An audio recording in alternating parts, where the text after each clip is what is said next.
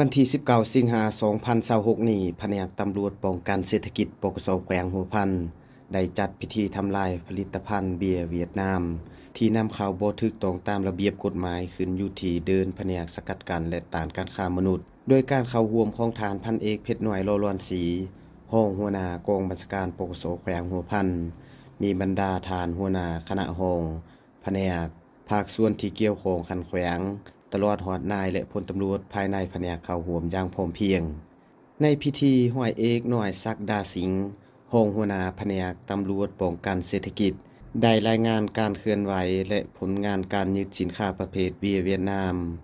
ซึ่งแม่นผลงานของเจ้าหน้าที่ตำรวจจราจรและเจ้าหน้าที่ตำรวจป้องกันเศรษฐกิจที่ได้ลงติดตามกวดกา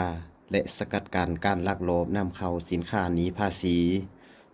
ที่บ่ผ่านขบวนการทางกฎหมายอย่างถูกต้องที่เจ้าหน้าที่ยึดได้ในวันที่14มังกรและ17พฤษภาคม2026ผ่านมา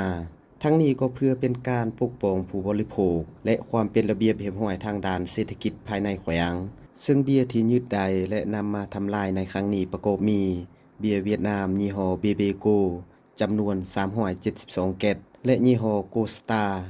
143แก็ตรวมทั้งหมด515แก็ตรวมมูลค่า56ล้านกว่ากีบส่วนบุคคลที่เคลื่อนย้ายสินค้าที่บ่ถูกต้องนั้นเจ้าหน้าที่ได้ศึกษาอบรมกล่าวเตือนและห้ามบ่ให้มีการละเมิดอีกครั้งใหม่ถ้าหากเจ้าหน้าที่กวดพบเห็นแม้นจะได้ดำเนินคดีตามขั้นตอนของกฎหมายในโอกาสนี้ทานพันเอกเพชรน้อยโลลอนศรีได้มีคำเห็นเน้นให้เจ้าหน้าที่ทุกภาคส่วนจงเพิ่มทวีความเข้มงวดในการกวดกาสกัดกั้นการนำเข้าสินค้าที่ผิดต่อระเบียบกฎหมาย